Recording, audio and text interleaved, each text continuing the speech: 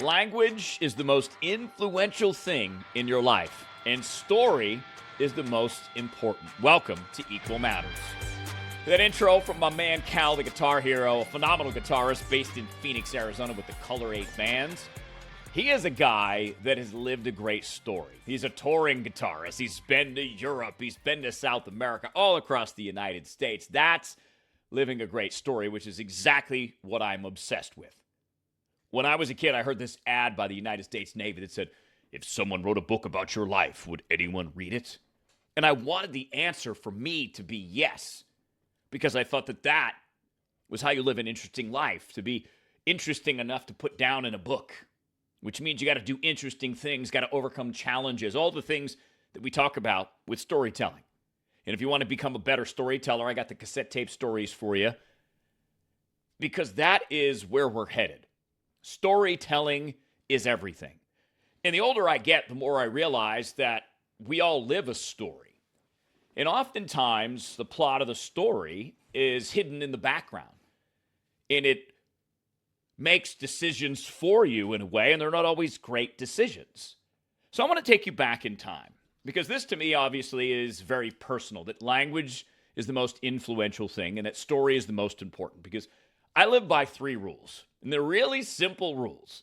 But number 1 is language is contagious. That's what I mean by saying language is the most influential thing in your life. Language works like a virus. It travels from person to person, and it can infect you in a negative way. Because negative words or descriptive words or labels will sit in your head and noodle around all day long, operating in the background while you're making decisions. And that story becomes so critical to every single step that you take. You have to be aware of what is influencing you. Language is contagious. So that's rule number 1 on how I live. Rule number 2 is that it's always personal. It's always personal for me. It's always personal for you, because you have your own unique experiences that you bring everywhere you go with you. I have mine. Even if we were at the same event at the same time, we're each going to have a different interpretation of it, a different perspective about it. So in remembering how people operate, understanding that it's always personal is such a huge key in how you can become a more effective communicator, a more effective storyteller, and how you can live a better story. Because you can't live life alone unless you want to be a hermit. So you have to interact with other people, and you might as well make these great positive experiences. So number 2, it's always personal. And the third rule that I live by is that you can only control you. This is ancient Stoicism. This is something that Marcus Aurelius and Epictetus passed down to us, that you can only control you. They called it the dichotomy of control, but the basic premise of that is you can control what you do and what you say. Basically it. I can't control what my wife's going to do later. She can't control what I'm going to do later. I can only respond and live in that. And that's really the essence of what this is today. I realized something very important during the pandemic, that with all the craziness in the world, I still have to live in it. So I should be in charge of my own story to create the story that I want. So let's go back in time. Your boy, the ROB, is in college in 1997, sophomore year. Freshman year was kind of rough in the sense that it was a big transition. Out of high school, you're going into college, you're picking your career path. I was commuting from Boston to my hometown in Hanson, which, it's about an hour. It's not that big of a deal. But sophomore year, I decided to move on campus. Sophomore year, I get my chance to do the hip-hop show, the very reason I went to Emerson College. But at the same time, I was suffering. I was sad. I was down. I was negative. Man, the negative things I said about myself back in the day, did they weigh you down? And this was a part of who I displayed, part of who I was. So at the time, 1997, I was dating a lovely young lady, and she had a close-knit family, which was really cool. And her mother was a nurse. So it mentioned, these depressive type symptoms, this sadness, sometimes outbursts of anger. And she was the first one to say to me, Rob, there are options for you. And that was the first time I had considered the word depression, was when she brought it up. Well-intended. trying to get me on the right path, but also trying to show me that there are options, right? You don't just have to suffer in silence and suffer alone. You can go talk to somebody. There are antidepressants, pills that you can take. So that conversation lingered in my head for days and days and days and weeks and weeks and weeks, because it's not an easy thing to go to therapy, to admit you want to go to therapy. You got to talk to your parents about it. That's awkward. And then you got to find a therapist, and then there's insurance problems, and does insurance cover it? Does it not? And this is in the early days of therapy being covered by health insurance. But I still wasn't sure for a long time. But it kept getting worse. Despite the fact that I had this glimmer of hope with this hip-hop show, I couldn't get out of my own head. I beat myself up tremendously. I did it really well. I mean, if we want to give ourselves grades for negative self-talk, oh man, I was an overachiever at that. But eventually I decided that I needed to suck it up. I needed to go talk to somebody. So I thanked that the woman I was dating at the time, her mother, because she opened this door for me, that there's more out there. So I get my first therapy appointment in Brockton, Massachusetts, and everything seems fine. Go in there and I talk. I get to say things I don't normally get to say to people, so that's helpful. Get to explain your negative self-talk and where it comes from. And the therapist on the other end of the table, I didn't have a couch. I think it was just a chair that I sat in. I wish I had a couch. It would have been way more comfortable. But he was the one that mentioned alternative options, right? So yes, there's talk therapy, but there's also medication. But he himself, as a psychologist, can't prescribe you medication. That was a weird thing to navigate. So he referred me to a psychiatrist. And again, I had to do this in network. So in order to get my medication, I had to drive an hour and 15 minutes from my house, sit with this guy for 15 minutes while he messed around with my medication. But you see now how language is the most influential thing, right? So I have a nurse tell me that I'm probably depressed. I have a therapist who diagnoses me with this big, powerful word, depression. And this is the power of one word, depression. And then I go see a psychiatrist, and he's like, yes, you definitely are depressed. Here's some Zoloft. Do you remember Zoloft? This was 1997, by the way, was really the forefront of the Depression era in America, which we're still living in 30 years later. I'll get to some stats later. They're going to blow your mind about how ubiquitous depression is, how ubiquitous mental illness is. But back in 1997, this was all relatively new. And Zoloft was the pill that I got. And they used to run a commercial like this. Let's see here. Here we go. You know when you feel the weight of sadness. You may feel... Hold on, I want to pause it for a second, because what I want you to do is, if you're listening to this commercial, I want you to listen to the background noises, because they're so hilarious. Because they're like moans. But it's representative of how Big Pharma marketed depression, which tied into my story that I was telling myself. You know when you feel the weight of sadness. You may feel exhausted, hopeless, and anxious. Whatever you do, you feel lonely and don't enjoy the things you once loved. Things just don't feel like they used to. These are some symptoms of depression, a serious medical condition affecting over 20 million Americans. While the cause is unknown, depression may be related to an imbalance of natural chemicals between nerve cells in the brain.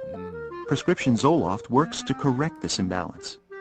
That was the story I was told by, I still remember the doctor's name, the psychiatrist.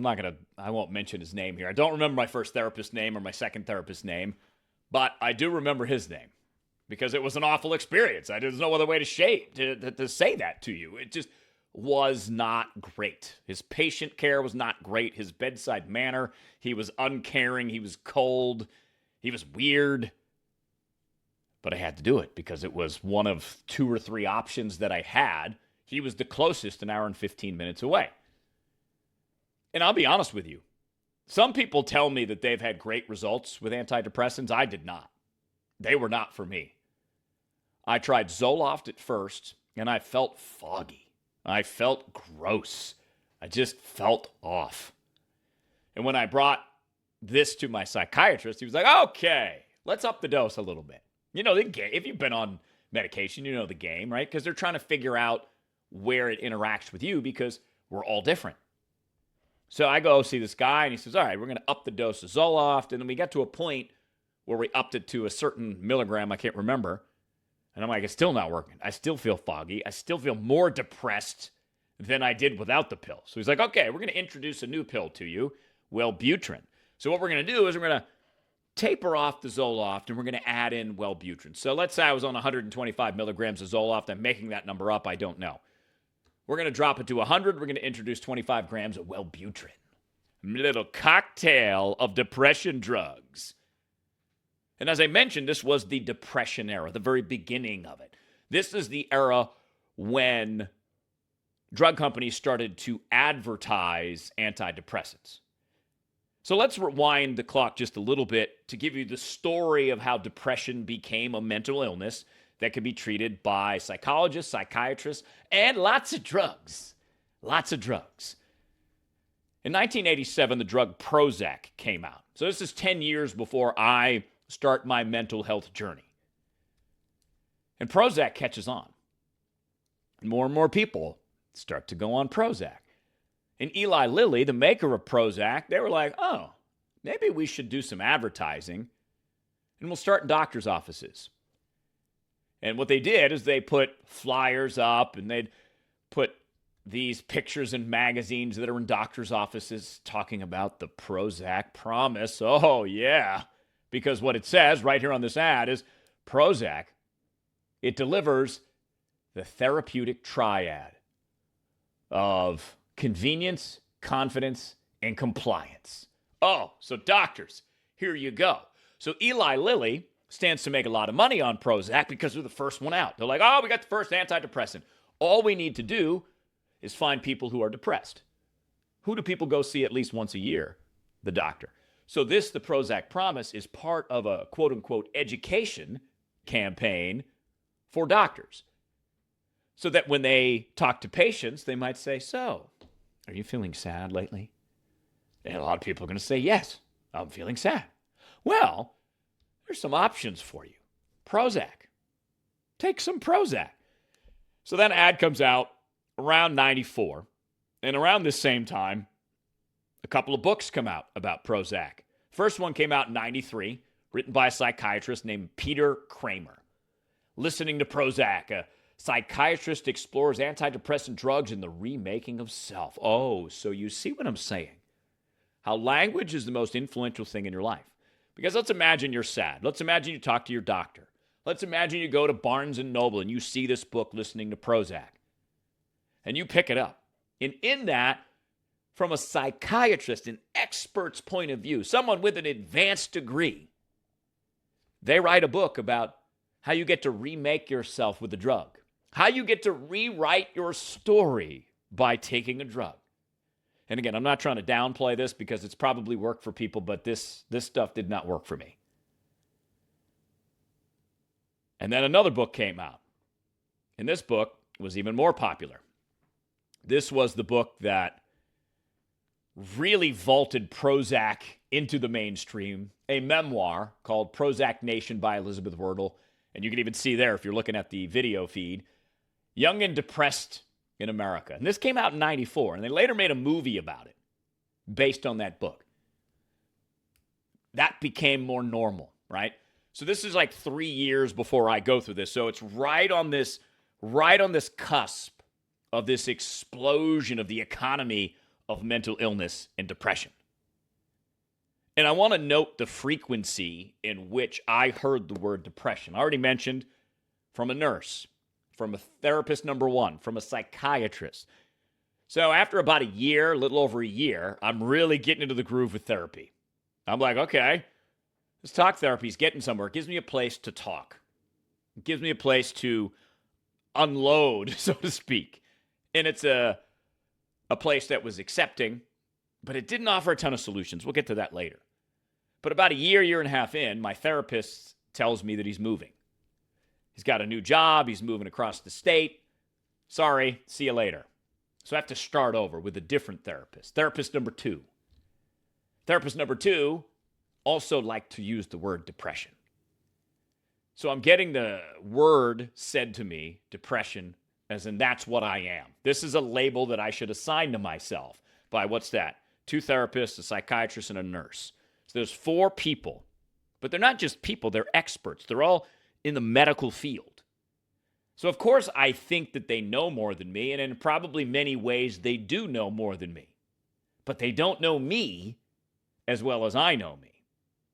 But I was easily influenced back then because the weight of the words when it comes from experts, the frequency in which you hear it, and the frequency extends into these advertisements in these books that we've been showing you and we've been talking about. So this language becomes contagious. And now this language, Rob Hunter is depressed. Rob Hunter's been diagnosed with depression. I am depressed. I am no good. I am sad. That starts to influence my story.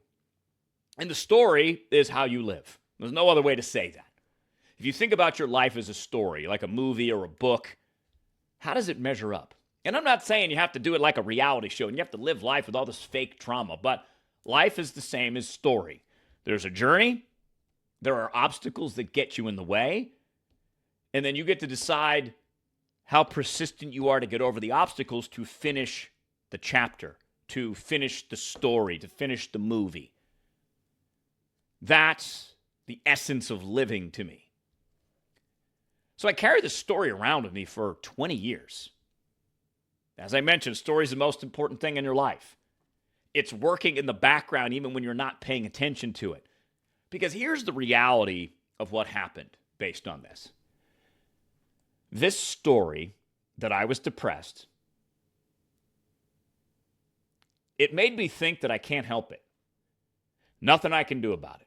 I tried the pills, they didn't work. I tried talk therapy for like 2 years, that didn't work. So I'm just assuming I have to live with this. In fact, some of the experts told me that. Oh, yeah, Rob, this is something you're going to just have to live with forever. Sorry about that. But you can manage it. You can do it with these pills. Okay. So I can't help it. Depression became a label that I could use.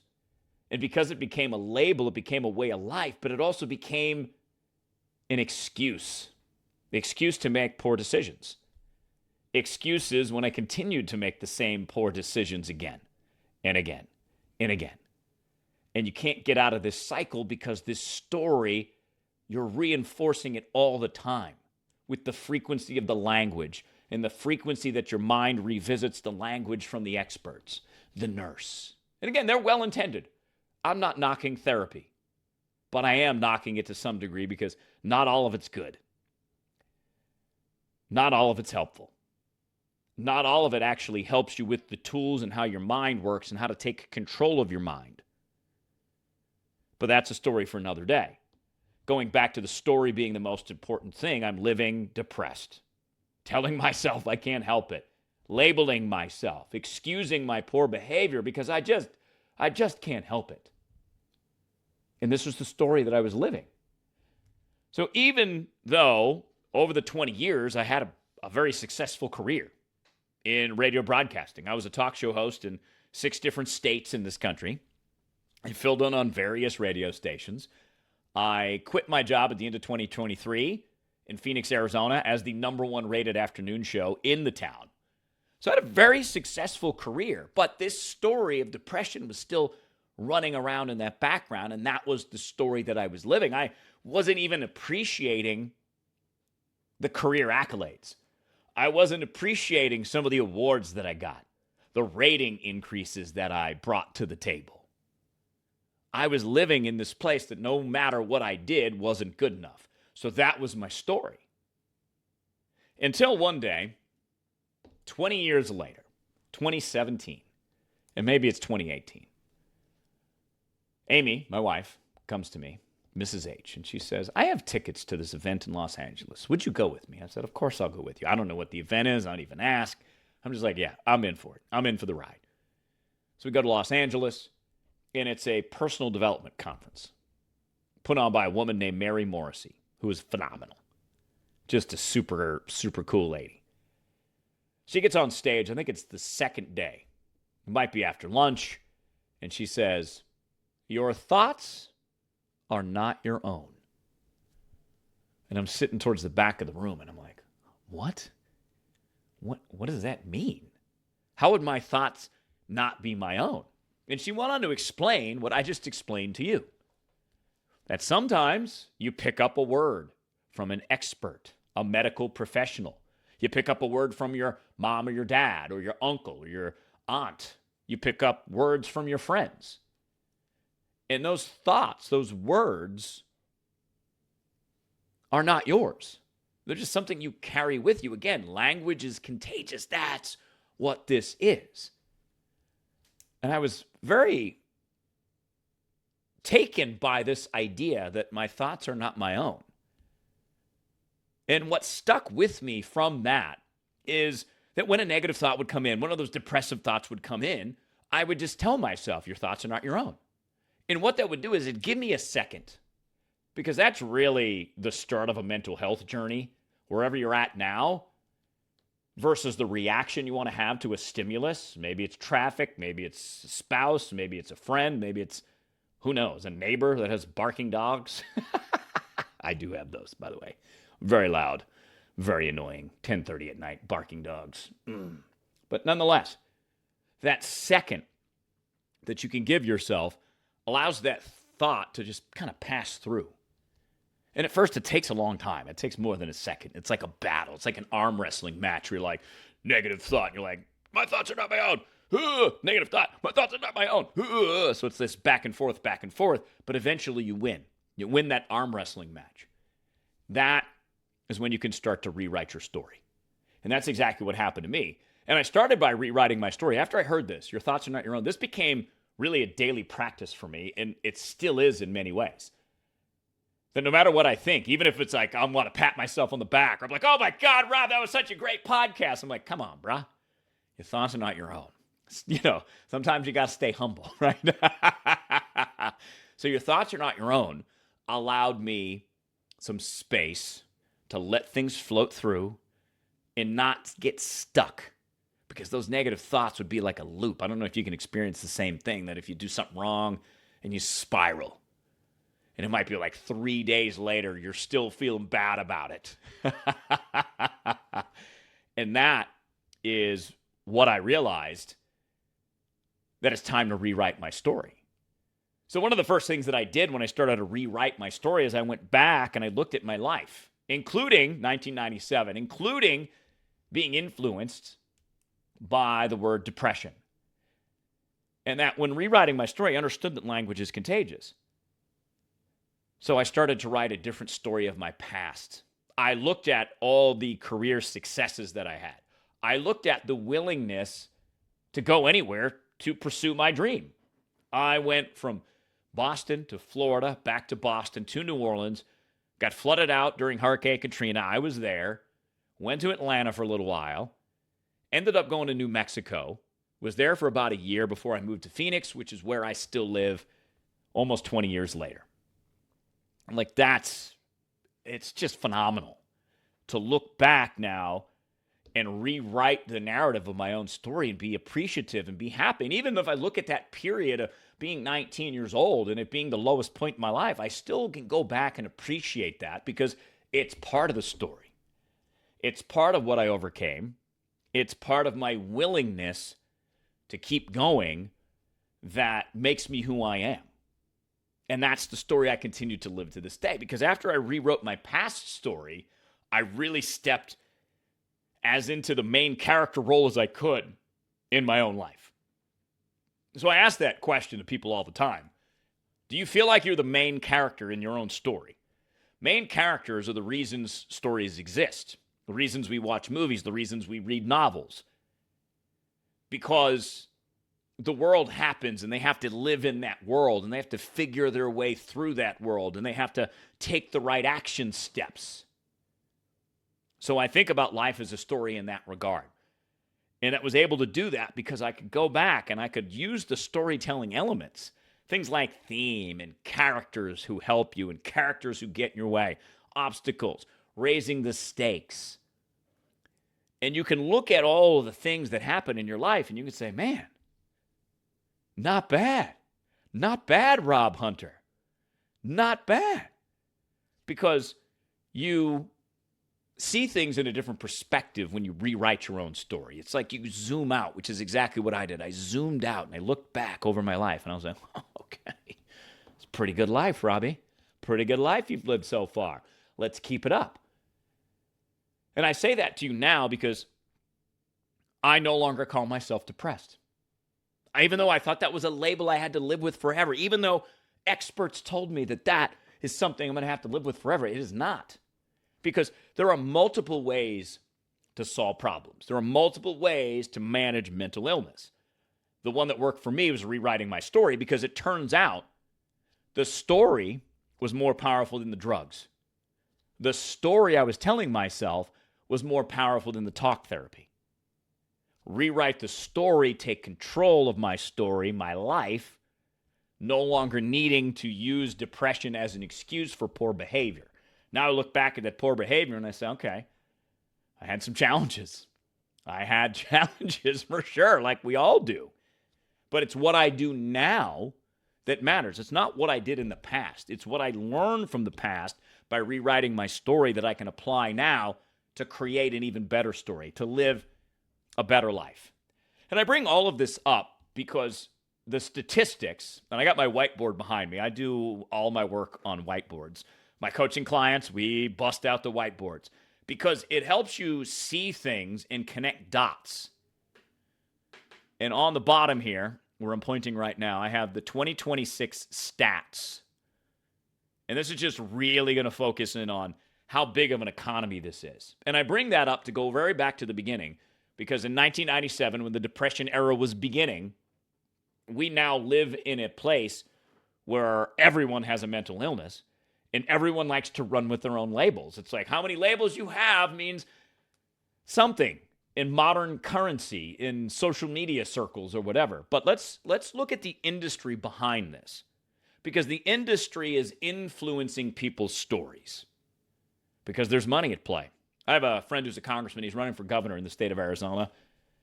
And he said, Rob, you might think it's about ideals. It's not. You might think it's about the vanity of the politicians. Say, yeah, kinda. But what it's really about, always, is money. Money. Everything's about money. So in 2026, this year, about $20 billion worldwide will be spent on antidepressants. Talk therapy in the United States alone, $100 billion industry. And I'm not saying it's bad. It's useful. It certainly is. If you find the right person to talk to that can help you rewrite your story. Because I never got that experience with therapists, and I went to 5. I had to go to two different times in my life. 19 to about 21, and then 30 to about 32.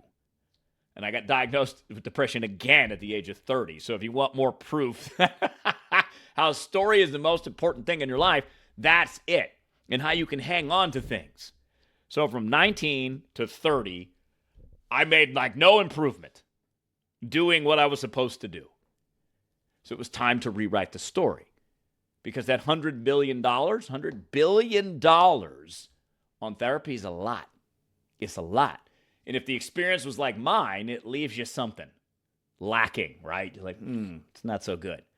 And get this.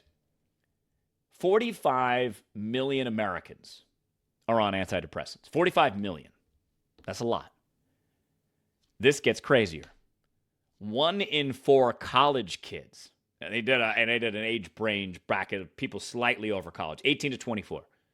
1 in 4 are on antidepressants. So it's become commonplace, a common story. And I see this all the time. I talk to people and they tell me that they have ADHD. And they have other things that have become part of their story. That to me, when I was like this, that became my excuse to not live the high standard that I want to live, to not be as good of a person as I was. And that's really what's behind this, is I look back at my story And I have a couple of themes that stand out. Number one, I fully believe in living life off the wall. That's a Michael Jackson song. And I interpret that in a way that life's going to give you a groove. It's your choice whether to dance with it or whether to stand on the wall. When you live life off the wall, you're on the dance floor. You're dancing with life. You're dancing with the groove, whatever that groove may be. So that's one theme. And the other theme is really that story is your most important. And I realize that now. And I started to realize that 39, 40 years old. But that ability to rewrite my own story has meant the world. Because now I'm in control. Now I no longer make excuses.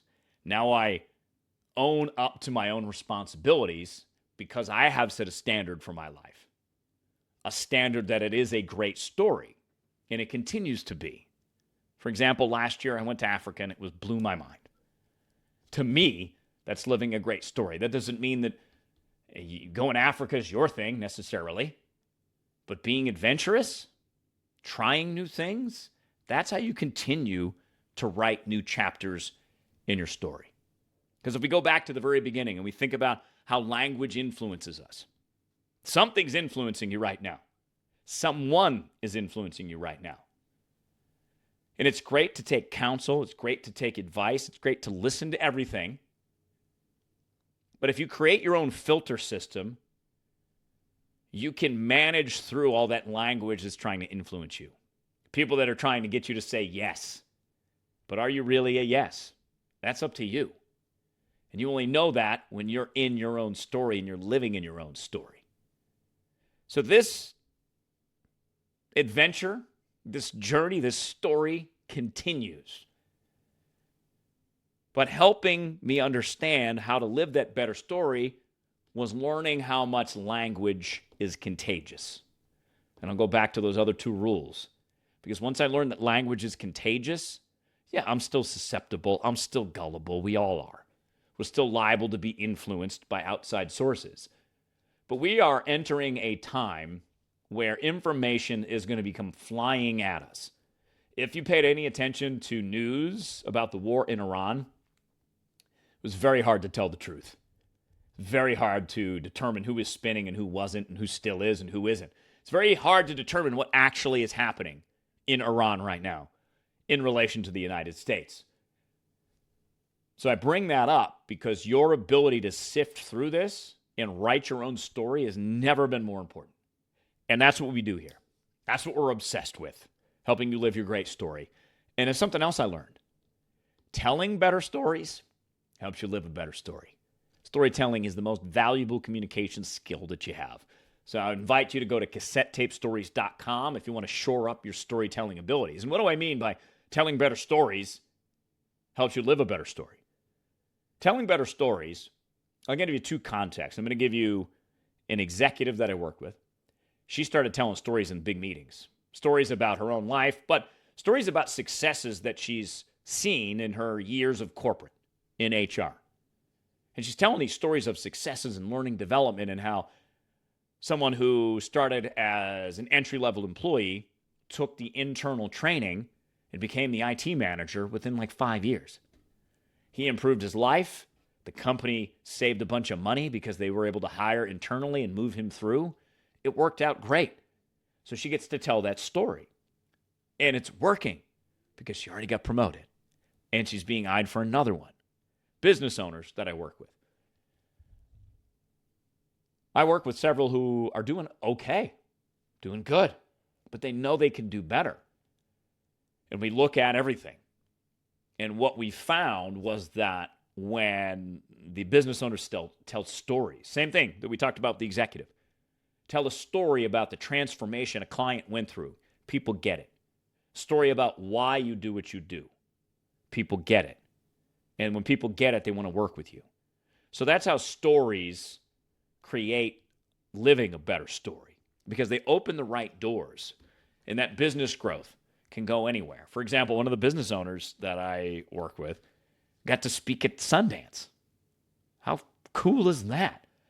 So she starts telling better stories and living better stories. So that is your task. I'd ask you, how is your story? Are you stuck in a chapter that you need to end to start a new one? That's what we do. My name is Rob Hunter. You can find me at robhunter.me. Rob@robhunter.me if you want to drop me an email. We'll be back with you real soon. Cheers.